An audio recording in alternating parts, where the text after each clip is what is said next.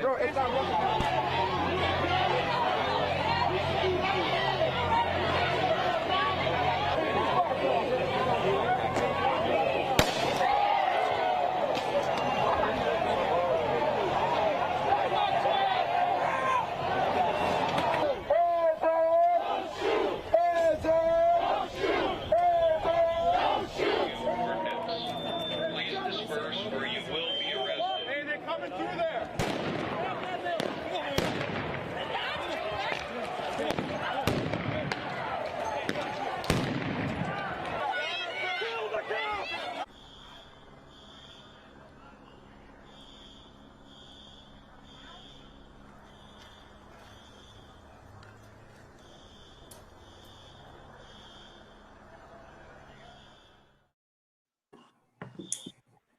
You gonna keep that up? You got it.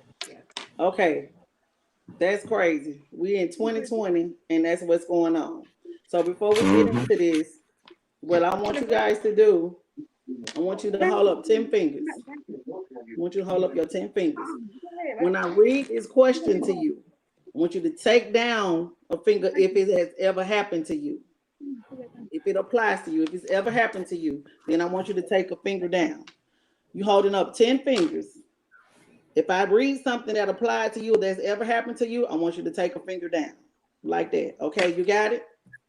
All right, so if you have ever been called a racial slur, put a finger down. I can't hear any of them.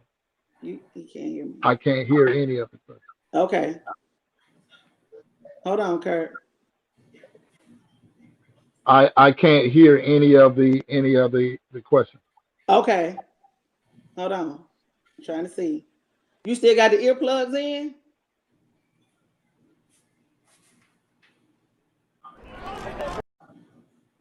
I can't hear. Can you hear me now, Kurt? I need to text him. I can't hear my dad. Can you hear Bootman? Can you hear Can you hear me? I can hear. Ask Quentin to say something. Can you hear me? I can hear Quentin. I can hear Quentin. Okay. Can you hear me? Alfred.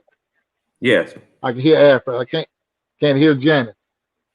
Turn my shit volume on. It's on. That's my dad. I can't hear you.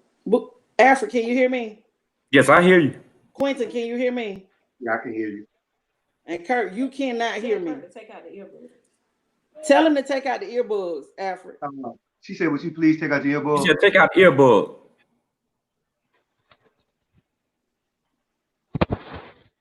Can you hear me now?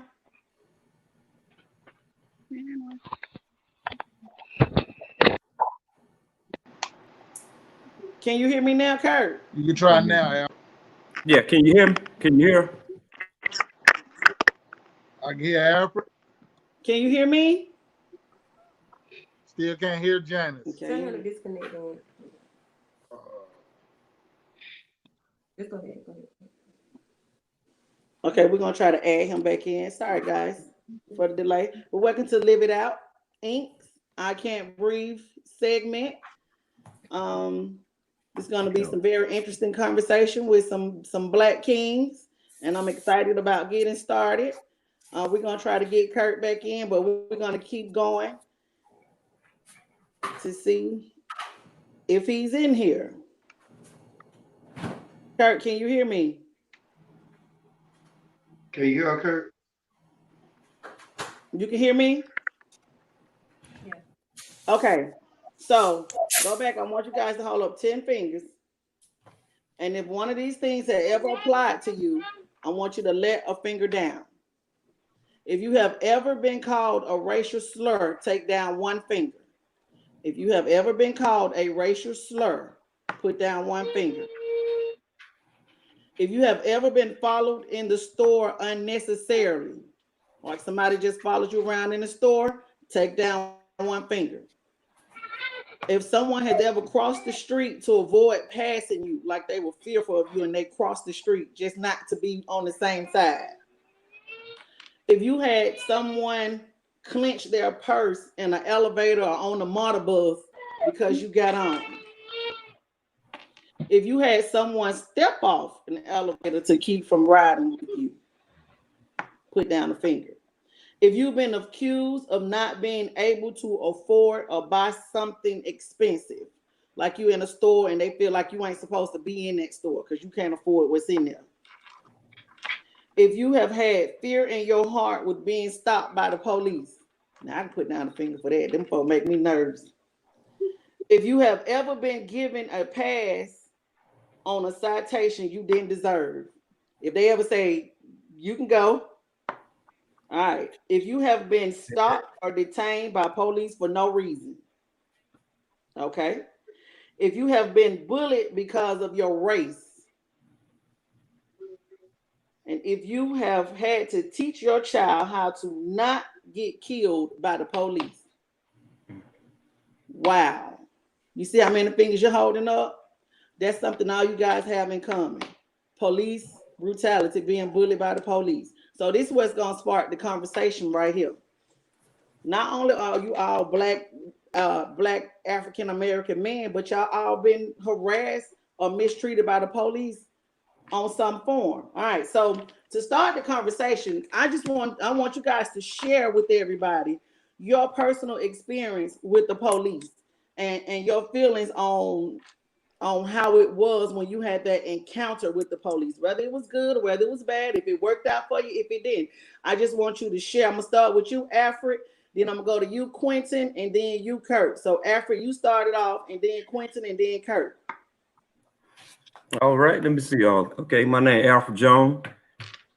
Well, my experience with the law can be a little bit different than I guess than with a lot of people because of the neighborhoods that we grew up in. So a lot of times, where the police always figured that we were doing something wrong anyway, no matter what we did, they figured it was wrong.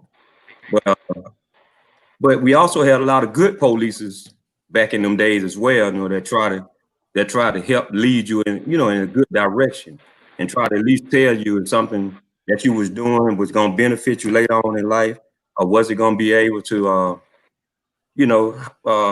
were you going to be able to probably end up in prison or probably dead or something like that. So, I have experienced a bad situation with police, and I have experienced a lot of good situations with police. So,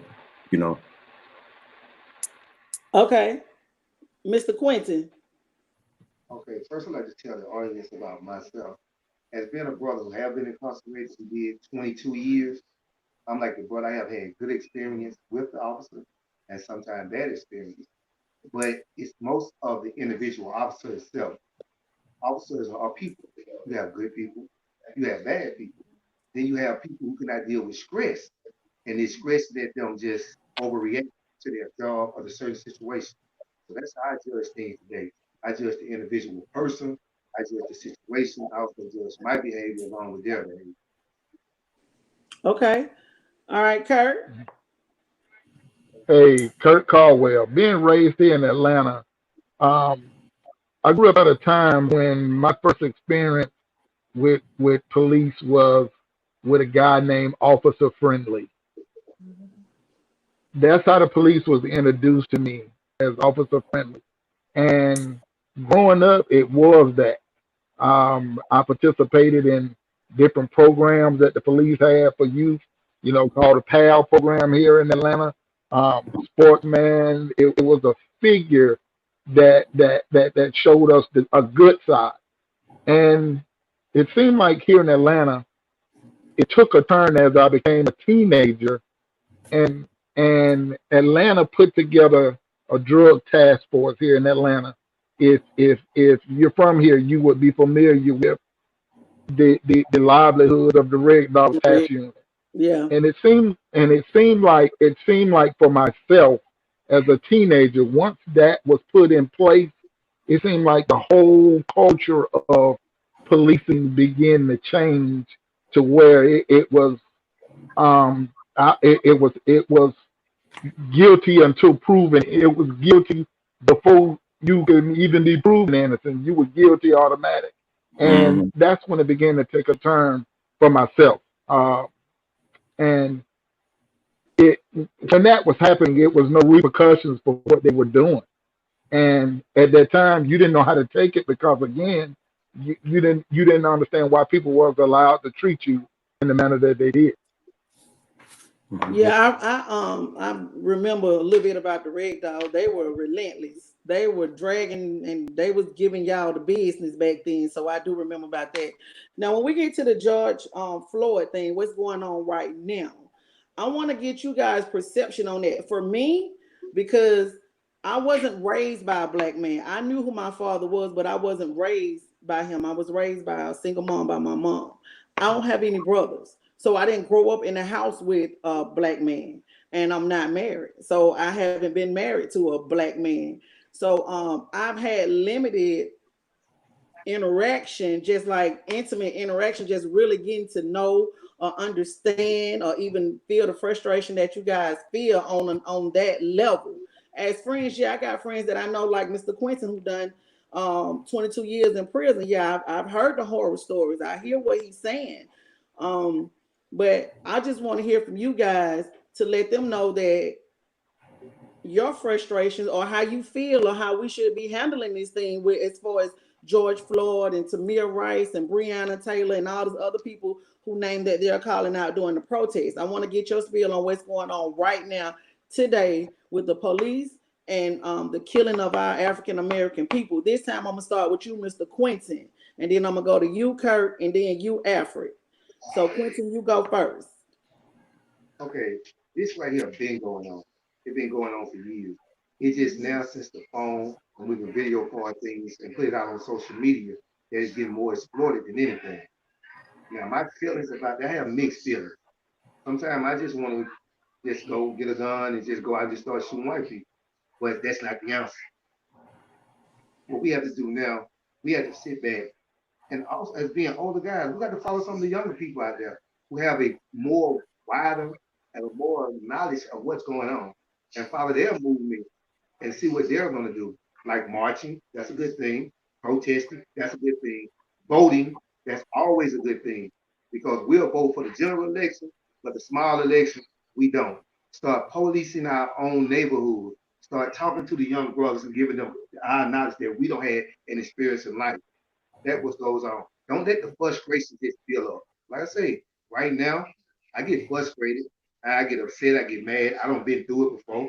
I don't know like some of y'all, but sometimes I just want to go out there and slap the first white person I see. Yeah, but I know in my heart it's not the answer.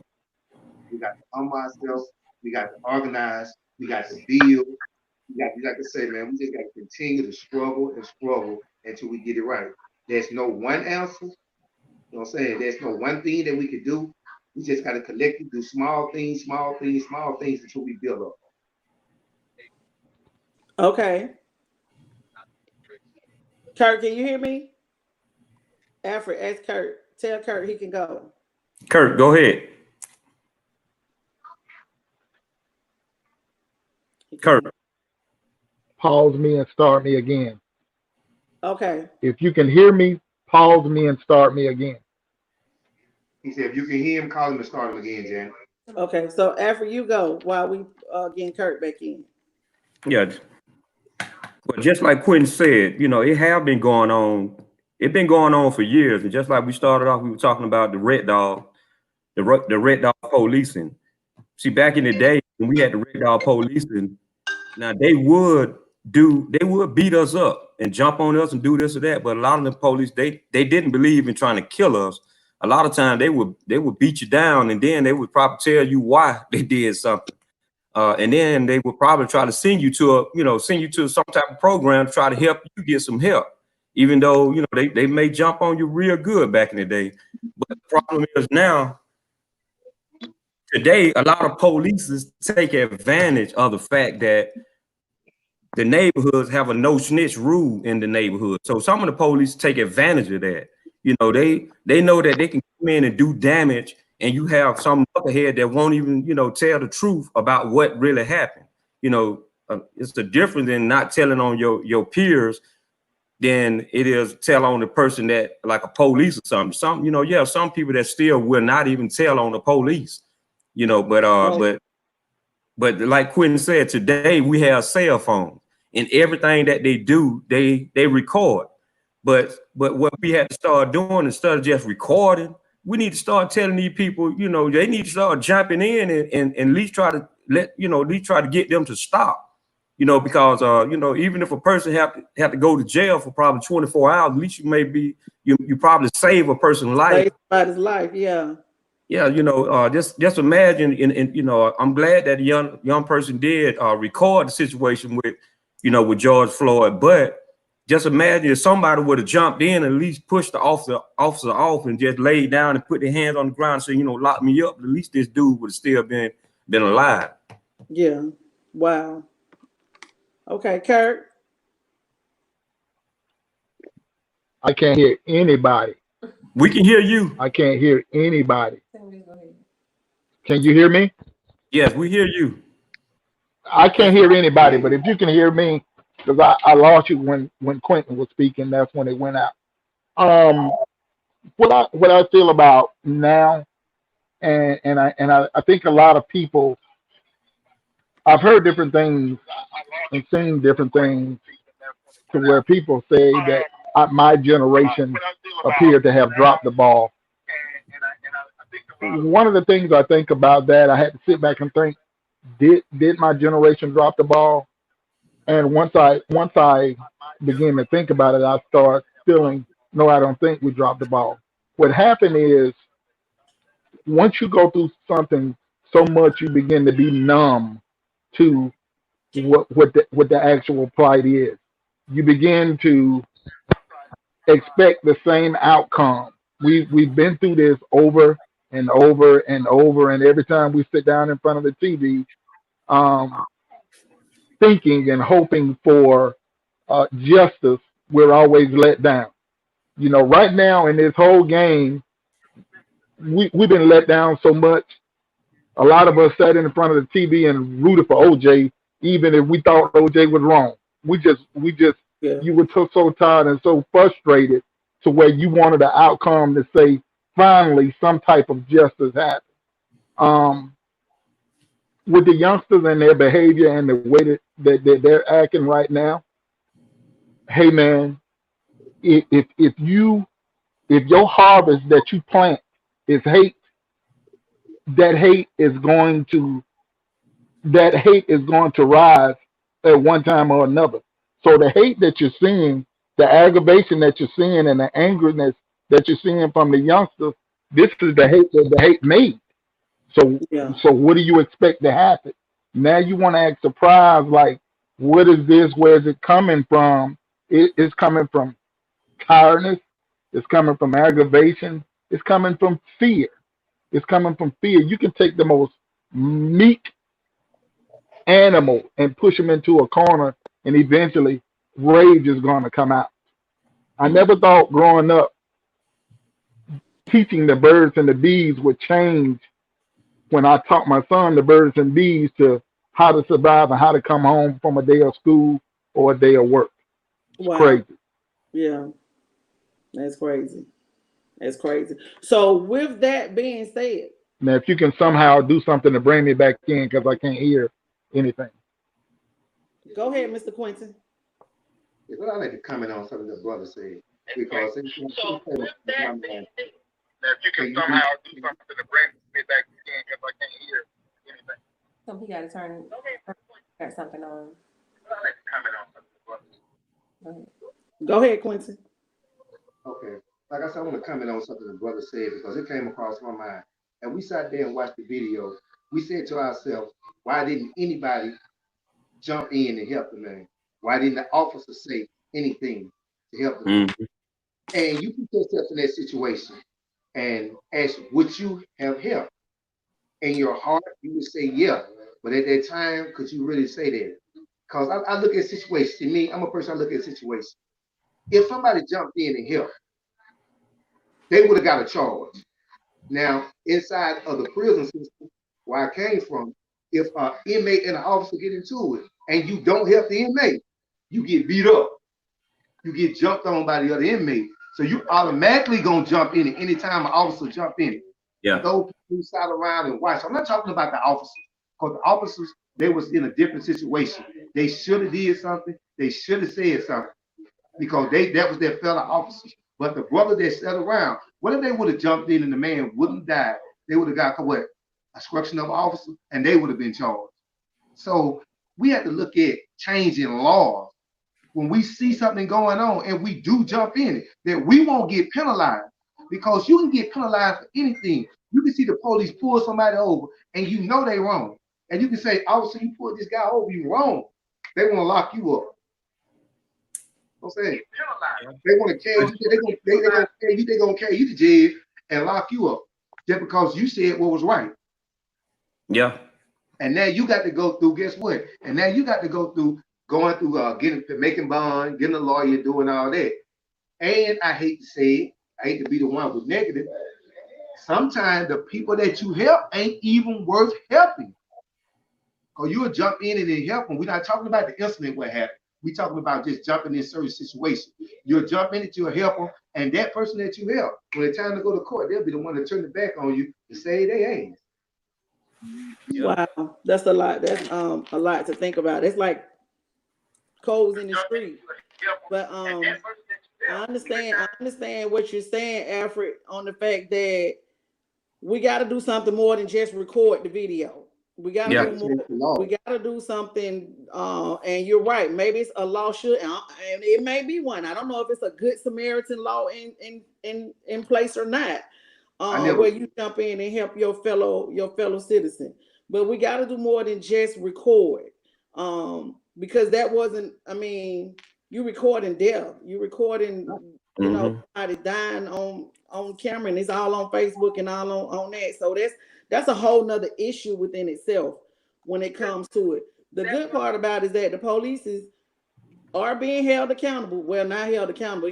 They got arrested, but now you got to get the conviction. Where they get a conviction out of what they did, even based on the tape. They can't even get first-degree murder because they can't prove that the officers woke up that morning and intended to go kill him. So therefore, they couldn't file for first-degree murder.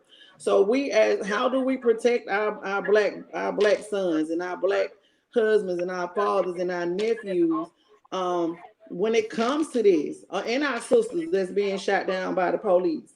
So in our community, what do we do besides recording? You know, everybody got a phone, and I know more than one person out there. Now, in the civil rights day, you said that, Alfred. In the civil rights days, if you're familiar with SNCC, the college students that were protesting, when the officers would beat them, they would take it for so long, and then another student would go lay on top of that student, and then another one would go lay on top of them until they wore the police out, till they couldn't beat them. They couldn't beat them off. So it was strategic. They were not just out there protesting. It was strategic. It was a method to the madness. Now, I agree the laws do need to change. Like, it should be a Good Samaritan law. We got to police the police in our own community. We actually have to go police the police. But let me interject on something as well, because you got to remember now, back in the days in Atlanta, at one time, you know, even though we had Red Dog Police, that's why they had to put programs like that together, because police were scared to come into our neighborhoods, you know, because they knew something may happen to them, you know. So they had to put together police programs where they can group together and try to, you know, like put their force against our force, because the police, they would ride by and see crimes, and they would not even stop and say nothing about the crime, only because they was afraid of the people, because the people they really stood together back then, you know, even though they was like low income areas, but they stood together. A lot of people didn't have what they have now.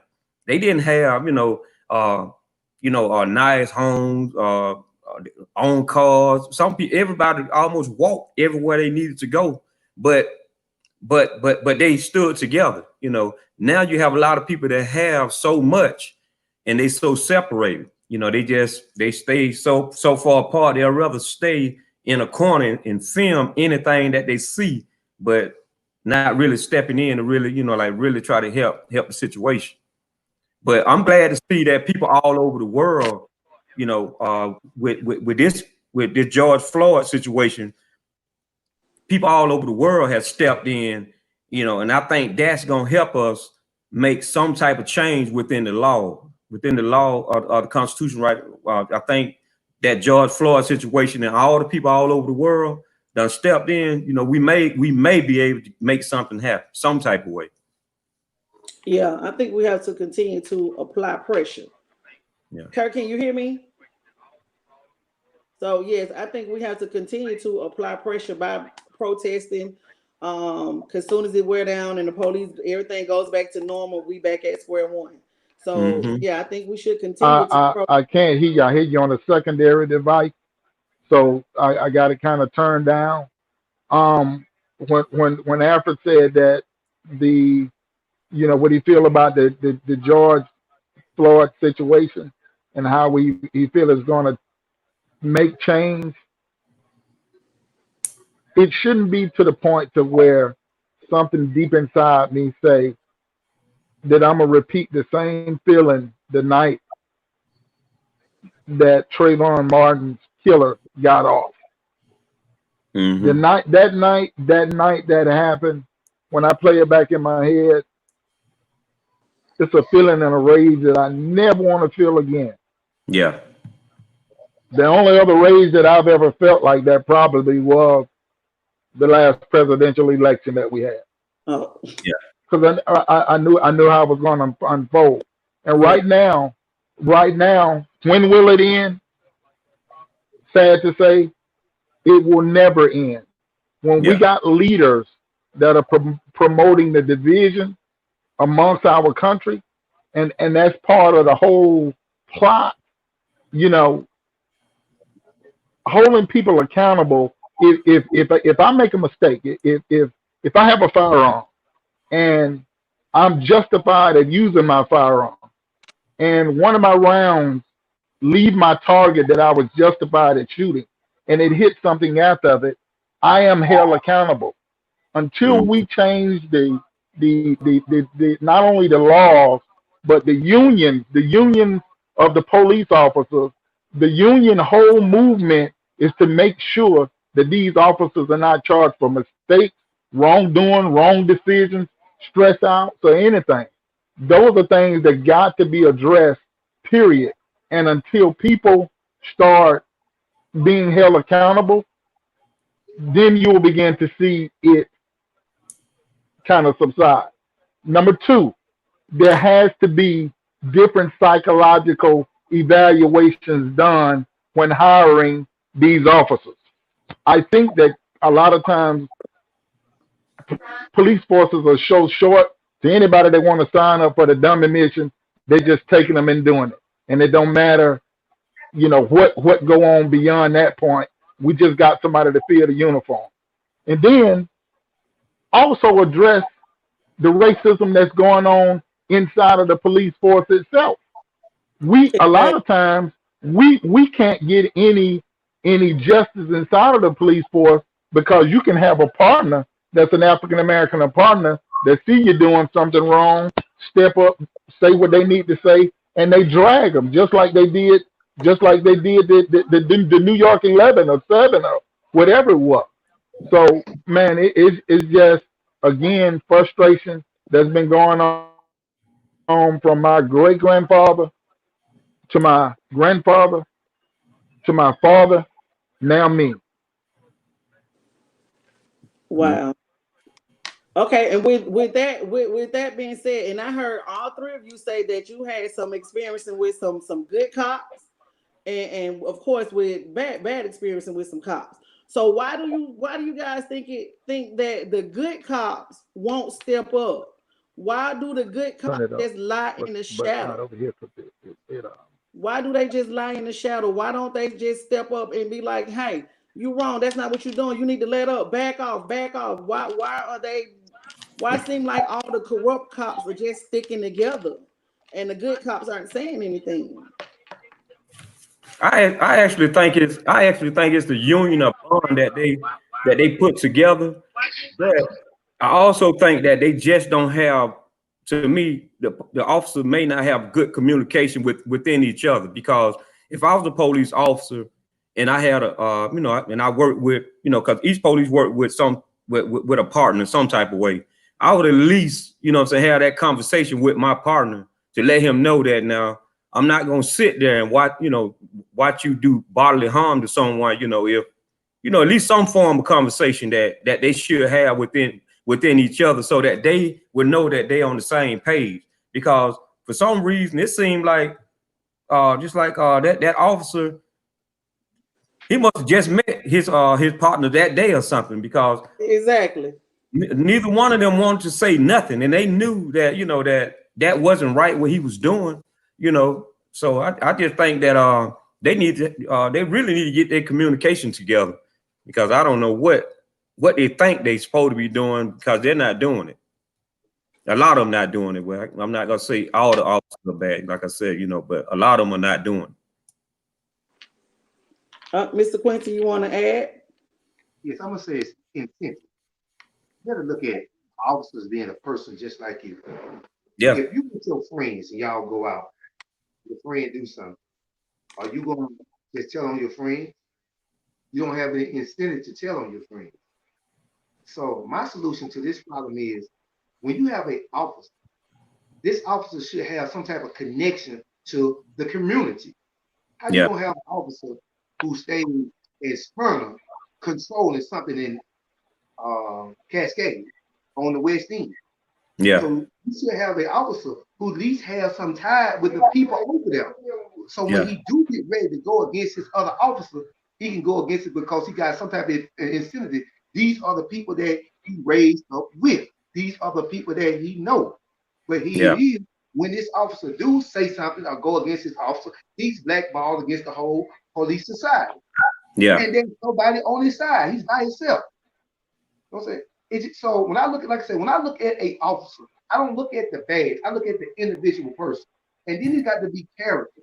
Because I have seen certain officers, whether they've been correction officers, whether they've been police officers, who've been Christians, who've been Muslims, and they strong belief and they strong faith will not let them go against what they believe. I've seen officers stand up to Wharton, stand up to their sergeant and tell them, no, I don't believe in this. This is against my values. This is against my fundamental beliefs, and I'm not going for it. But if you don't have values and you don't have that strong character, you're not. Yeah. You're not. See, people say grown men don't fall to peer pressure. I disagree. I totally disagree. I say if you at work and somebody do something, and it's 100 people, and 99 of them say they did it, and you the only one that like, no, he didn't. Are you really gonna stand up and say, no, he didn't? Or is you just gonna be quiet? And that's bad. I'm saying that's not good character. I'm saying it's not what people do there. I say when we look at these officers, man, don't look at them as being a person who's just corrupted. Look at them as being a human being that makes bad decisions. Yeah. Let's see how can we help them or put them in a situation where they can make better decisions. Yeah. Well, if I can, if I can interject on that, I think for the most part, I think that the police officers, I think people did look at them as people that make bad decisions. They're human beings that make the bad decisions, but that thought has to go both ways. The police officer has to look at the person that he's encountering the same way. How does my bad decision not to run a stop sign want you pulling your weapon on me? How does that want that? Every bad decision I make, from selling loose cigarettes to possibly giving a fake $20 bill to possibly, those were bad decisions. How does it want you pulling your firearm on me? So what is your intent? What is your intent from the beginning? So on when it comes to that, when you treat me in that manner, I can only retreat. I can only give the same energy back Now, what has happened is I'm 50. My generation has learned how to deal with it when it approaches us. We know how to tone it down. We know how to get away from it, this, that, and the other. My worry is my kids, my son's generation, they don't know how to tone it down. So therefore their aggression is taken as a threat. Now, if you got a, like you said, if you got an officer that's in the community that know the demeanor of African American people, that know justice, this, that, and the other, they need to that need to be the people that police my community, because what one officer take as a threat, like you say, a guy that lives in Dublin, Georgia, that's coming to police my community. Hey man, only thing he every day, every interaction, he gonna think is an aggressor, and it warrants pulling his weapon. I never understood why is that the first action. Each police officer has a duty belt. On that duty belt, there's several different weapons going around the duty belt. You're to pull whatever you need to pull to stay one level above the threat. You got your stun gun, you got your aspartame, you got your pepper spray, and you got your skills of what you have. Why is it in my community that every time anything happens, the first thing we do is go for the highest, most potent piece of equipment that you have on your belt, which is your firearm? Why? That's number one. Hold on. That's number one. Number two, these are strategic choices that are being made when they do that, simply because if we go back over all the names that this has happened to, all the names that this has happened to, you never see them making that decision and going up against a real killer. You never see them do that. That never happens, because That's true. they can sense another alpha male. They can sense it. So why is it always a guy that was really doing nothing, and you never see them go up against a killer like that? Never. Yeah. And someone don't even draw their weapons on the killer. Let me address the question that the brother just said. See, it's a difference between making a bad decision and being straight out racist. When a racist do something, that's not a bad decision he made. This was in his heart. Yeah. He's been waiting for the chance to do this.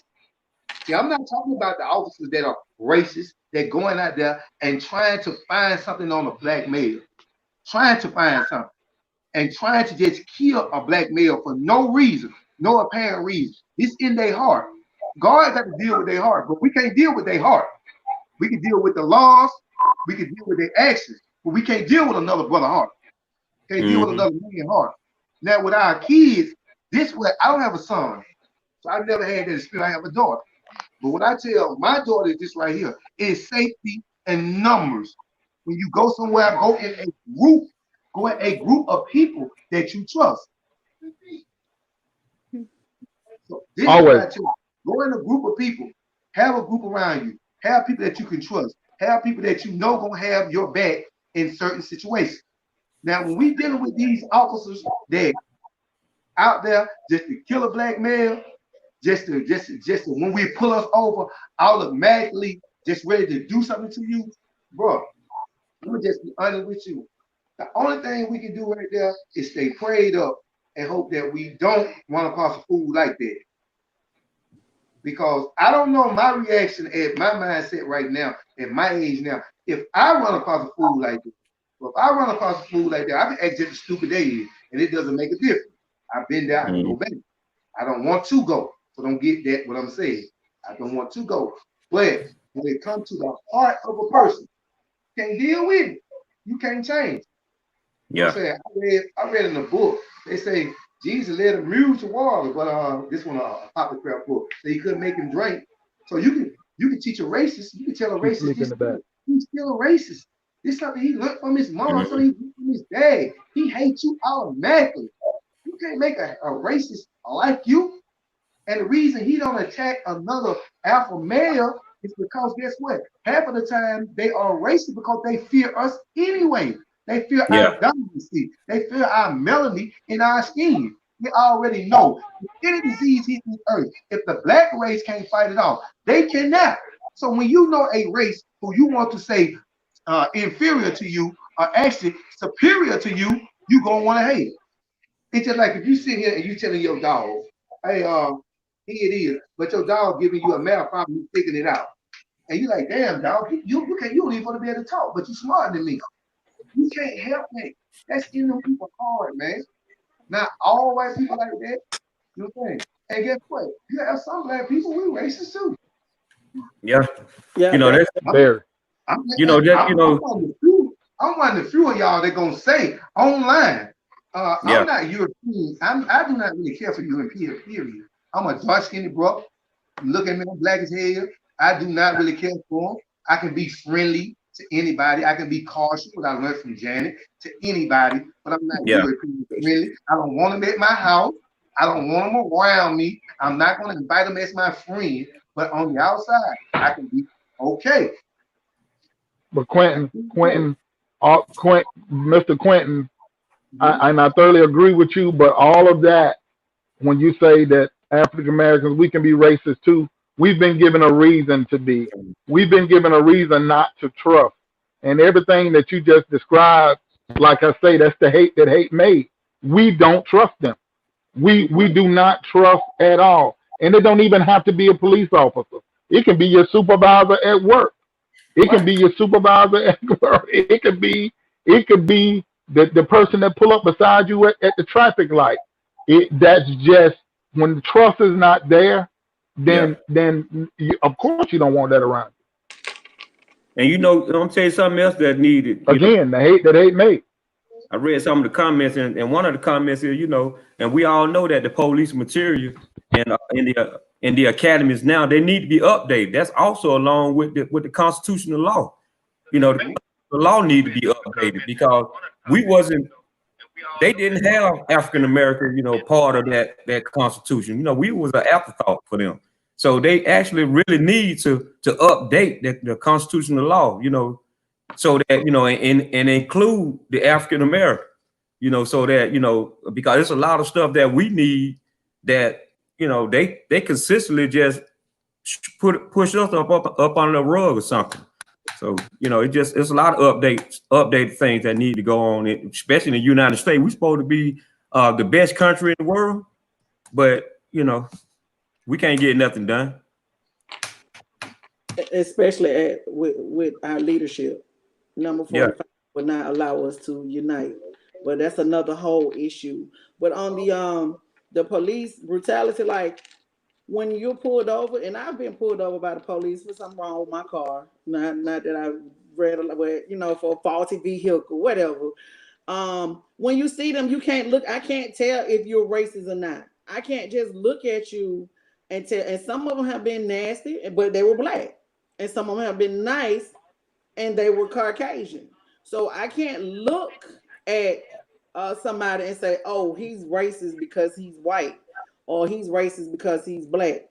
But I think what we got to get to is that I agree. The police don't know the culture of the African American, and a lot of Mhm. times, and I tell my teenagers, um, in my team ministry, I tell them your body language puts off a lot because you know they always moving. When they talk with their body. They talk with their hand. No, man, you can't do this. Why are you pulling me up? You know, and I'm like, you're applying a threat to somebody that don't know that that's your demeanor or that's how we talk or we're passionate when we talking or upset. So Mhm. it does need to be some cultural education on the police. And I also agree, like y'all hit it on the head when the police need to be living in the neighborhood. There Yeah. used to be a time where the police used to walk the beat, like they used to walk through the Yeah. neighborhood, and they knew the neighbors, Yeah. and they But see knew that. who the bad guys were. So I think that's something we need to get back into. But my next question is, how do we support the millennials or Generation X and Generation Z that got this? Their mentality is different. Their mentality, you know, we read about Martin Luther King. They taught us about the nonviolent protest and all of that stuff. But after you saying Black Lives Matter, hands up, don't shoot, and now it's I can't breathe. How many Yeah. more of these hashtags has to happen before we really see like a dramatic or traumatic change and starting in our community. We have to start right here where we are first. Um, I don't know how many cop killings or brutalities that have actually happened in Atlanta, but I know that we got to start somewhere. Because Well, personally, I don't know what I mean. Like this generation, they're tired, they're frustrated. We're tired, we're frustrated. well, We may have more knowledge, but they got the muscle. They the one down there. They want to walk all yeah, day, all night. So how do we support a generation that their frustration is just not channeled the right way? yeah. Those kids down there that's looting, those kids down there they're mad. Now some of them just find the opportunity to do stuff. Not those. I'm talking about the ones that's down there and they really, really want to be part of the movement. How do we support a generation? That generation, those millennials, because they don't, they're a different breed. Then you got Yeah. Generation Z coming behind them. That's our But teenagers. And let me start off with this. Well, let me start off with this. The way how we can support them in so many ways. This type of what just happened kind of help us out so that so the generation will understand what we try to talk to them about. Because a lot of times we can tell them over and over again about this and that, but a lot of times they just don't get it because because it's coming from the parent. But now that they see, you know what I'm saying, they see firsthand what actually can happen to them. Now, when we talk to them about some situations, some of them they'll get it now. You know what I'm saying? Because no matter what you tell some kids, if a police officer, if you can say if a police officer come up to you and ask you what you're doing, you don't have to always just go off because he asks you that. But some kids will just do it just because they have their other friends around them. So they want to make a scene. They want you to videotape them making a scene to an officer so that they can post it on live Twitter or Facebook or whatever they want to do it on. But it's a different scenario. It's something actually happened to them. So, but that's why I said right now with the situation with Mr. Floyd going on, at least they see that they can actually get hurt if they if they try to just try to like put their frustration on the officer for no reason at all. Just they got to listen some kind of way. And I'm hoping that this right here help them start paying attention to what's going on. okay. So you think that this whole situation is going to make them more aware? It's Yes. like it's hitting home. It's getting a little bit closer to home for them. So now they can visually see what happened instead of just listening to what mama say or what dad is saying and not, they think we don't know nothing anyway. So now it's in their face. So Mr. Quinton, how do you think we can support the youth down there, the ones that with the frustration is not being channeled in the right way? They got the right intention, but they're some of them are going about it kind of the wrong way. Their frustration, that energy, because they do have the energy. They have the energy. They have the drive. They have the perseverance. They want to do it. So now that we have their attention, now that we have the millennials and Generation Z, we got their attention. What do we do now? What comes after the protest? Now what? We've been telling them to vote. We've told them to vote. We told them to They've been protesting. So what do we do to continue to support them? Okay, well, we should do it, older people. We should listen to the youth. And when they come with a suggestion, we shouldn't just shoot it down. See, a lot of times when you come Yeah. to us and say something, we'll look at the negative form of what happened and we'll shoot it right then down, shoot it down. Instead of saying, okay, I understand where you're going with this, and having a dialect with them about the pros and the cons. Like, if you march, don't go loot, do a peaceful protest and listen to some of the bright ideas that they have. So that's what I do when I talk to young men today. I listen to them first and I let them know. Now I'm finna challenge your suggestion. I'm finna challenge your idea. I'm finna show you where you have flaws in your idea. And I'm finna show you how you can help your ideal and avoid situations. So we got to support them. We got to get behind them and support their movement. But by supporting their movement, we cannot let them crash. Man, that's what we Okay. cannot do. And that is our job as being older. You know what I'm saying? Young men, they have visions. Old men, we have dreams. We dream about things that already don't happen. But young men, they dream about future movement. Young people dream about future movement. And that's how we got to support them. They already know go vote. The average one know to go vote. But guess what? Let's tell them how it's gonna make it easy for them to go vote. I can know to go vote, but hey, they get lazy. Yeah, they Let do. them know that don't just like I said earlier, don't just vote in the general election.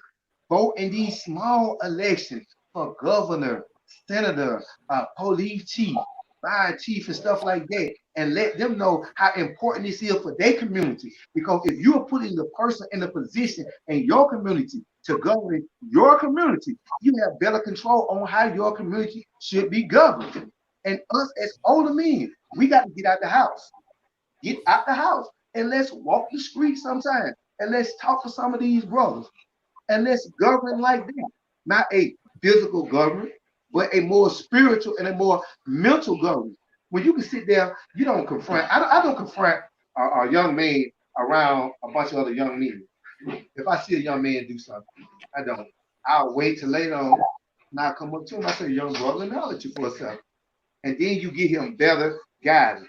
So let's start giving these brothers better guidance. Let these preachers in the pulpit get out the pulpit and go to the street and start preaching. Let these imams in the mosque get out the mosque and go to the street and start preaching and start talking to the youth instead of sitting there behind the pulpit waiting to get paid on Sundays or even Fridays. Let's get out. Let's do more. Let's start with one kid. If it's your cousins, if it's your grandkids, and maybe that one kid can trickleate to a million. So let's look at Obama. Who taught him? Maybe it was one person. And then look how he trickleated for the whole world. Let's get out of support, let's get out of help, and let's not be judgmental. Okay. Kurt, was you gonna add in? Now I heard Quentin. But I can't hear Janet. How I think we should support the youth of the movement on what's going on today. It's funny that um, with this technology, we ain't no telling who's seeing this. I probably got some old teachers seeing this. I got some old friend parents seeing this, and they laughing.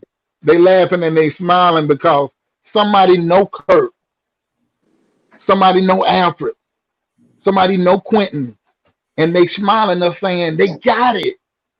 They got it. They grew to be what we knew they were going to grow to be.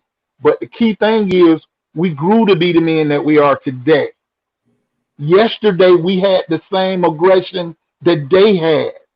If it would have been 1980, I probably would have been there too. So one way we can support them is to understand where they are here because we were all there. We grew to be what we are today to know how to handle it different. So once we get to the point that they understand that we understand where they are here, we can quit the division between us and them. Because right now they feel like they got to fight between us and them. They feel like they got to fight between us and them. You know, we talk about their music, we talk about everything. Man, it's our parents told us. It's our parents told us that our rap stuff was garbage. That's the same stuff that we calling classics. Now, like Quentin say, we got to get out the house. We got to get out the house. We can't get comfortable. A lot of times, see, they play the trick on my generation. My generation, again, I look back and I'll be saying, man, how did that really happen? How did we, man, once they start giving us a little job, giving us a little pennies, we start moving into to the little houses in the community, we start feeling like if it didn't affect us and our address, we didn't get involved with it. Because again, we had what we need to survive ourselves. But now my youngest son is 20, and I feel for him going to work every day. So I got to be able to get out there with them when they protesting, get out there with them. So therefore, like the gentleman say, no, we finna police you. You ain't finna handle him like that now. We gonna go by this law. And again, everything that we're saying, everything that we're saying, we've done it all before now. We've done it all before now. We can continue to do it, continue to teach, but again, what stop the mentality of another person that's killing you simply because they hate you? You can't stop that. How do we stop after the killing has happened? How do we stop society justifying it? That's the problem that we have. How do we stop society from justifying the wrongdoing that's being done? That's the problem that we have. Yeah. We got too many people that justify. If I do a crime, I'm locked up immediately. They only get locked up when a city get burned. Mm-hmm. Wow. So that's another issue we have in the Black community. How do we stop it? Will it ever stop? You know, even if the laws change, we do get them to start to change in our community, will it stop? Will the police start to view us as people and all of us not as criminals or bad guys or because we're Black, I'm a target because I'm Black, especially being a Black man. Go ahead, Mr. Quentin. Okay. First of all, you have to look at what is the European race fighting for. Now, we're not talking about all of them because, as you can see, you have some Europeans that actually are out there marching with Mexicans, blacks, because they're getting some of the same treatment that we are getting. So when you're talking about looking at us, hating us because of our skin color or whatever, it goes way further than that. It goes looking at it because of the economic, the money that you bring. So when you look at the European race and we came to America, we have built America. This was their second stronghold. They only had Great Britain.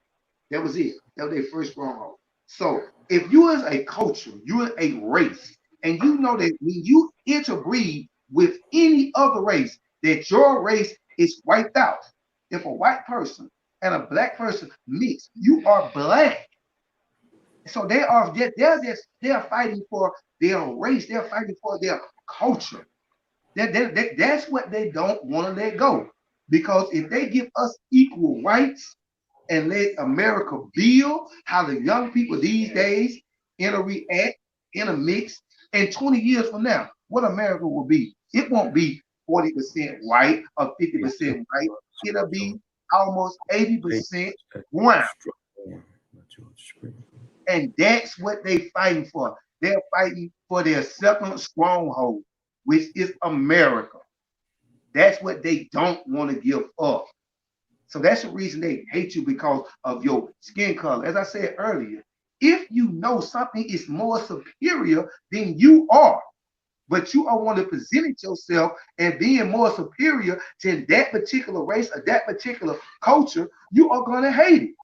It's just like right now, think about it. If you sit there and you try to tell your 3-year-old daughter something and she's smarter than you, now I'm not saying you hate your daughter, it's going to make you aggravated. This is what the European going through, and they do not know how to deal with it. They do not want to let go of their second stronghold, which is America. When you look at history, they know one thing: we built it. They know every invention that have came to America. If you really do the research and study, and you know I told that I did 22 years, so I'm not going to really just get off into that we had our hands in it or we invented it. So how can you say, so when you want to keep white superiority, but the black man did everything that you have, or the Mexican did it, you can't keep that. And that's why they hate. That's what's going on, bro. I tell everybody, Study what you call the Willie Lynch syndrome. Remember, we was in slavery for 400 years. It's gonna take us 4,000 years to come out of this mental slavery. What we're in now, it's called a mental slavery. Until we start teaching our kids who we are and where we come from and how great our people are. See, it's not, I hate to agree with this brother because I'm Sunni Muslim, I'm not Nation of Islam, so I hate to agree with Elijah Muhammad on certain aspect, but I do agree with him when he was talking about teaching the black man that he's superior, because you teach yourself that you're superior, and then when you fall back down, you'll fall back down on an equal level. So that is what the European doing. They're teaching their people that they're superior because they know in 100 years from now they're going to fall, and they don't want to fall up under us. They want to fall right back equal with us. That is what's going on with them today. When you know a culture is greater than your culture, when you know a culture is more humble and peaceful than your culture, this is what hate. And it's not all whites, it's not all, it's just the elite. Remember, elite means you think you're better than everybody else. But when you know you ain't, that's where the hate come in. Yeah. All right, guys. This has been very, like, very informational, very engaging, and I love it. I love hearing from you. All you guys sound like strong black kings that we needed to hear from, and I really do. I see all you guys in a different light, and I know the background actually of all of y'all, and you guys have grown into some awesome black kings, and I am proud. Let me, on behalf of all black women, I am proud of you guys. Dear black man, we love you. We got your back. um to love a black man is very extraordinary, and it's challenging, and it's worth every bit of it. I wish you all the best. And before we go, I want you guys to, if you could say anything to white America, what would you tell them on behalf of the African American man? And we're gonna go with Quincy. You can go since you was already talking. What would you say? What would you want white America to know about the African American man that they fear so much and they're so afraid of and they see as a threat?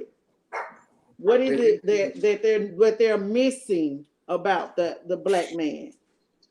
I would tell white America that to follow their scripture. The scripture saying that every man came from one man.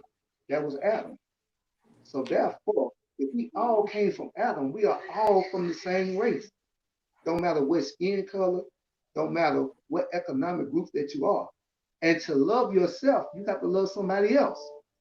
So I would tell white America to lay back, chill, stop being so aggressive before they start a war that they cannot win, because God will not be in their favor. And the reason I say God will not be in their favor to win this particular war, because God is not hate, God is love. Amen. I felt that. All right, Alfred. Okay, what I would like to for the white America to know about black man and African American in general. First of all, I would like to say, I like to thank the white Americans that are out there that's supporting the cause right now, because it's a lot of white Americans that's actually out there supporting the cause. I guess they getting, with the videos and everything going on right now, I guess they're getting a chance to really see what the African American have to go through in order to just survive everyday life. So I really appreciate them at least stepping in, right now, because with 45 in office, it's a lot of white Americans really don't like him.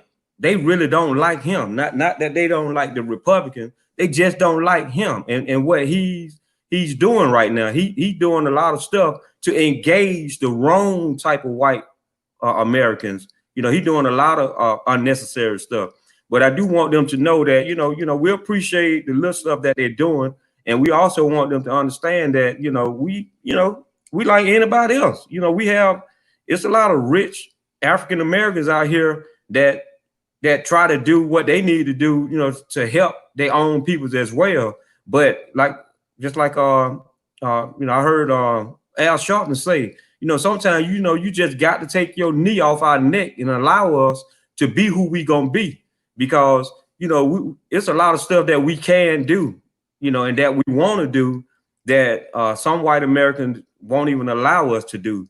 But I would say I like to say, what I'm saying, just continue to try to give us that opportunity to succeed in this world, because this is not your world. I don't know why a lot of them believe that the United States is just belongs to them. It's not your. So give us an opportunity. Let us do what we had to do, so we all can make this country a little bit better.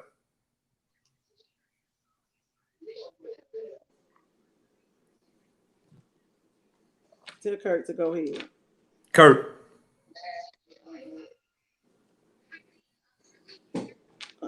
Unmute. He got his thing muted himself. Oh, okay. Go.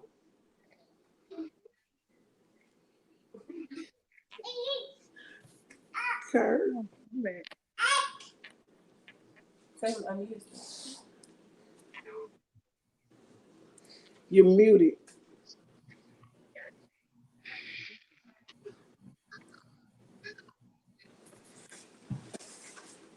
Oh, yeah.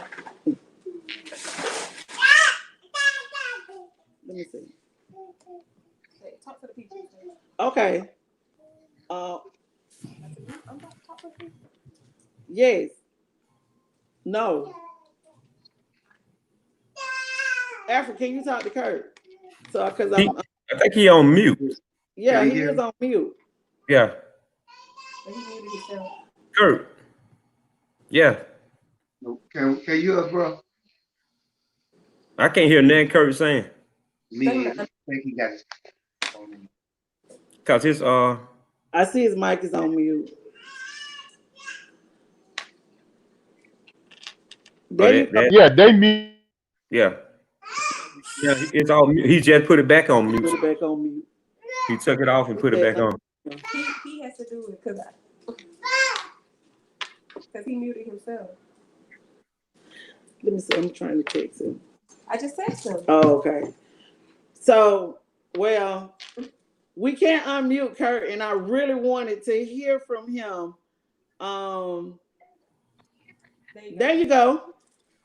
That's No, I didn't mute myself. Can you hear me? Yes. yeah. Yes, you did. Yes, you I'm kind of I waiting. think, You hear me? I think we need to cut the Yeah, we light hear on you in now. the back. Yeah. So, what would you say to white America, Kurt? Can you hear me? Mm-hmm. Yes. Yes.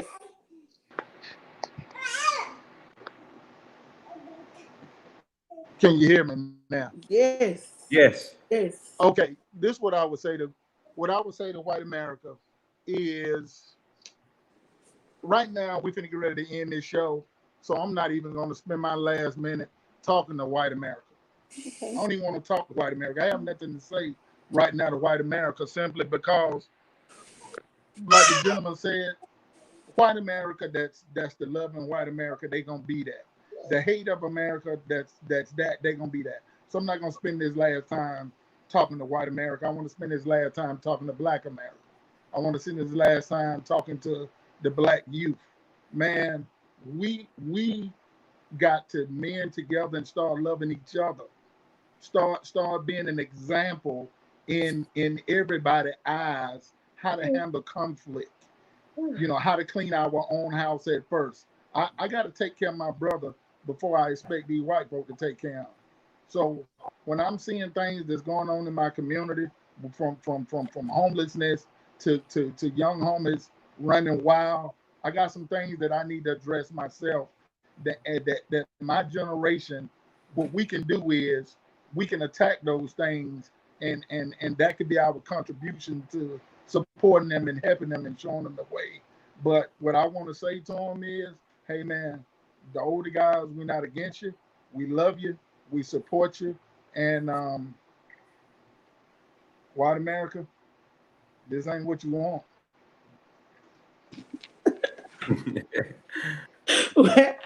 It's been Yeah, real. I next have to see enjoyed you. it. The conversation don't stop here. Like you said, you guys gotta get out the house. You gotta we gotta connect with the younger ones, with the millennials, the ones that's out there marching and protesting for the change. We want to hear from our young people. We do support you. And like I said, black man, we love you from Live It Out Inc. Until next time, peace. We love you Thank you too, guys man. Go. Peace. so much. Have a good one, Quentin and Kurt. Have a You good too, bro. Y'all have Thank a you good one. guys so much. Mwah. one. Tell everybody I said hey. Tawana, Cindy, Lakita. Tell them thank you so much. We All out. right. All right. Nara Speed, salute you, boy. Y'all have a good one.